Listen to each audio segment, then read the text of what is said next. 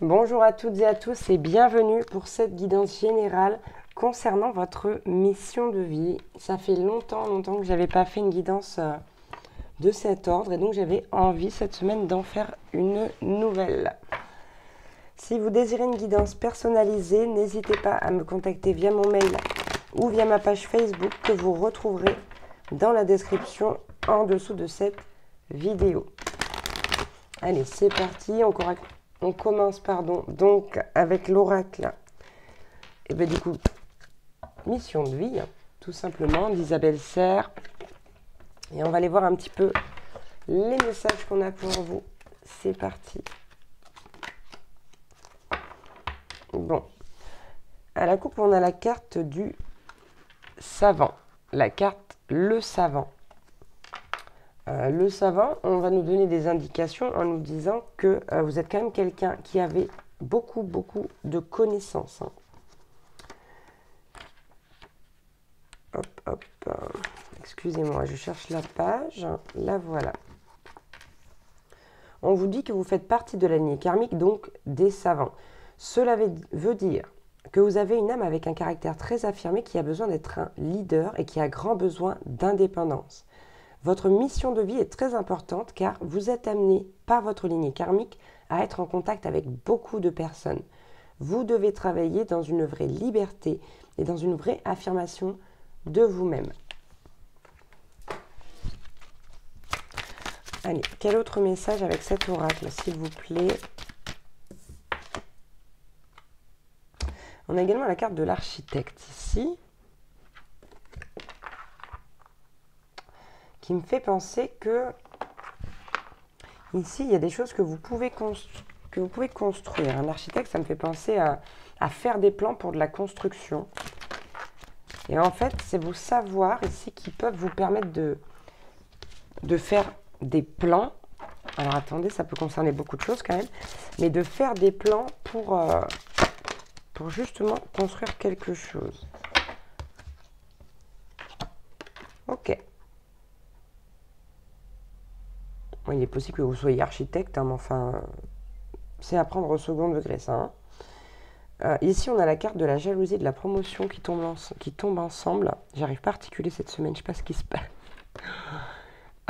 Attention aux personnes qui vous entourent. Hein. Donc ici, ça va être lié au domaine professionnel. Ok. On nous parle pour certains d'une entreprise familiale. Ok, donc ça peut être de la jalousie dans la fratrie. Vous adaptez à votre situation. C'était une carte pour préciser, donc ici, si ça ne vous parle pas, c'est pas très grave.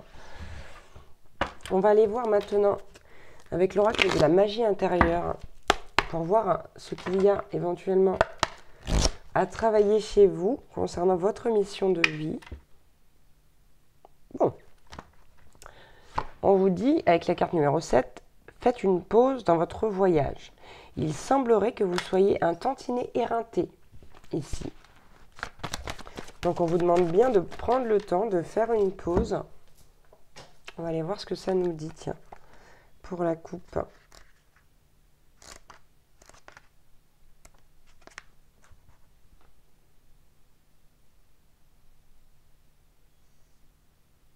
Ok, c'est une carte qui correspond quand même à la carte de la tour dans le tarot, hein, donc c'est pas rien. C'est peut-être ici quelque chose, un événement très particulier, très compliqué qui a pu se produire. Hein. On vous dit que c'est un processus qui peut être traumatisant et douloureux, mais que tout changement significatif se produit après une destruction violente. Et c'est tout à fait vrai, je peux vous le confirmer. On vous parle d'une liquidation de l'ancien produisant du nouveau. Comme les volcans et les séismes secouent la planète pour créer de nouveaux continents, les événements cataclysmiques de nos vies apportent de nouvelles opportunités d'évolution. Donc là, si vous êtes dans cette situation, on vous dit bien que c'est normal et on vous dit de prendre un temps de pause parce que vous semblez éreinté, fatigué là dans les énergies, pour pas dire épuisé pour certains. On nous dit qu'il faut continuer malgré tout, malgré cette période, malgré la difficulté à cultiver l'amour, hein, avec la carte de l'effervescence. C'est très très important. Malgré aussi peut-être les jalousies qui peuvent être... qui peuvent se présenter à vous. Regardez, on a la carte de l'embrasement. On vous dit ici que tout est dans votre tête. Vous êtes un savant. Vous faites partie de la lignée karmique des savants. Donc tout est dans votre tête. Et cette carte de l'embrasement, ok, ça tombe sous la promotion. J'ai l'impression qu'il y a comme un moment où vous allez vraiment renaître. Sur la carte de la promotion, on a le mois d'avril. Ça fait un peu loin, mais ça fait pas si loin que ça pour un changement. Hein. Parce que c'est quand même long, hein, mine de rien. Quoi qu'il en soit, ici, on vous dit, en ce moment, vous réfléchissez trop. La friction et la résistance dans vos circuits cérébraux vous font penser à tort que la souffrance et la tension se trouvent dans le monde autour de vous, alors que c'est dans votre tête. La bonne nouvelle est qu'il suffit d'une étincelle de confiance pour court-circuiter la résistance née de la friction avec le monde. Si la carte embrasement est tirée, cela signifie que vous devez fermer les yeux, inspirer profondément et reconnaître que la seule chose qui se trouve en travers de votre chemin, c'est vous-même. Ça parle beaucoup, hein. C'est très très clair. Allez, les deux dernières. Ici, on a la carte détox et la carte lucidité. On vous dit purifiez-vous et restaurez-vous. Il semblerait, ici, ça tombe en dessous de la carte de la jalousie, de la carte de l'automne. Il semblerait ici que ce soit quelque chose aussi qui puisse vous épuiser, en plus du reste. Donc on vous dit que vous avez vraiment besoin d'un temps de pause ici pour vous purifier, vous restaurer. Vous êtes dans un état, j'ai pas envie de dire lamentable, mais je suis pas loin de le dire. Et c'est pas pour être méchante. Hein. C'est l'histoire de dire que vraiment on tire la sonnette d'alarme. Là, il faut vraiment faut récupérer. Hein. Et on a la carte de la lucidité qui nous dit aimer l'obscurité. Car sans obscurité, il n'y a point de lumière. Ça, c'est un message canalisé. Hein. Ils viennent un peu comme ils veulent. Peu importe. En dos de deck, on vous dit changez votre façon de voir les choses et honorez-vous. Honorez-vous. Laissez faire l'univers, Dieu. Laissez faire la vie. Et suivez votre chemin de la façon la plus positive possible. Allez, on va prendre quelques messages avec l'oracle des licornes maintenant pour finir cette guidance. Oh, étonnant. Étonnante cette carte. On a la carte de la colère. Et on vous dit, exprimez votre colère en toute sécurité. Utilisez la colère comme une force positive. Honorez toutes vos émotions. Elles sont sacrées. Ça veut dire qu'ici, il y a des choses que vous gardez pour vous, notamment de la colère et peut-être même d'autres émotions.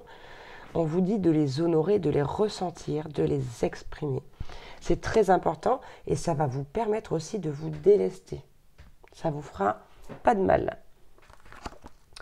Cette carte de la colère, hop, on vous dit que vous êtes en colère, bon, vis-à-vis de vous-même, d'une autre personne ou d'une situation de votre vie, mais que vous avez l'impression qu'il serait néfaste d'exprimer votre rage. Cette licorne de feu au galop est là pour vous assurer que votre colère n'est pas une énergie négative et qu'elle a autant de sens et de valeur que la tendresse ou l'amour. Ressentir ou exprimer la colère peut être le feu dont vous avez besoin pour vous sortir du marasme de la léthargie, du désespoir ou du doute. On vous dit vraiment que c'est quelque chose qui va vous libérer ici. Donc, libérez-moi cette colère. Peu importe contre qui elle est dirigée, exprimez-la. Dites ce que vous pensez. Osez parler. Soyez authentique encore une fois. Bon. On a la carte de la force qui se présente, qui vous dit « Ce défi va vous rendre plus fort. Vous allez traverser cette épreuve. Regardez le positif de la situation. » On a la carte du soutien qui vous dit « Demandez de l'aide, reposez-vous davantage, prenez soin de vous. » Vraiment, on vous invite à prendre soin de vous là. c'est très très important, mais surtout, vous vous dites oui, mais je ne peux pas prendre soin de moi parce qu'il faut que je fasse ci, il faut que je fasse ça. Ben, pour les choses qu'il faut absolument faire, comme vous dites, adressez-vous à l'univers, à Dieu, aux anges, toujours selon vos croyances, adressez-vous au grand tout, à la source, à qui vous voulez selon vos croyances, mais demandez de l'aide pour cela, ce qui vous permettra de vous reposer et de prendre soin de vous. Et on a la carte déesse également, qui vous dit d'honorer votre énergie féminine divine, de voir votre beauté intérieure, mais aussi d'aimer toutes les facettes de votre être, toutes, autant les lumineuses que les ombrageuses. Allez, on va en prendre une dernière pour terminer cette guidance. Ici, de toute façon, vous avez l'âme d'un chef, vous avez l'âme d'un leader, ou d'une, si vous êtes une femme. Donc, allez-y, quoi. Faites ce que vous avez à faire, mais surtout, prenez soin de vous d'abord. Et on a la carte de la passion. On vous dit, faites ce qui vous stimule, vivez avec enthousiasme et augmentez votre énergie. Comment augmenter son énergie? En prenant soin de soi et en se reposant, tout simplement. Donc là, pour certains, vous allez libérer du karma lié à vos vies antérieures. Pour d'autres, ce sera lié à d'autres choses. Quoi qu'il en soit, ici, vous êtes une vieille âme. Vous faites partie de la lignée karmique des savants. Et vous êtes vraiment doué d'une grande sagesse. C'est là votre mission de vie. Donc ici, le fait de guérir cela et ce que vous êtes en train de traverser, ça va vraiment vous aider à élever votre fréquence vibratoire, tout simplement. Et vous en avez besoin et les autres ont besoin de vous. Nous avons tous besoin les uns des autres, tout simplement. Voilà, je vous embrasse très très fort, j'espère que ça vous aura parlé et je vous dis à très vite pour une nouvelle guidance. Ciao, ciao!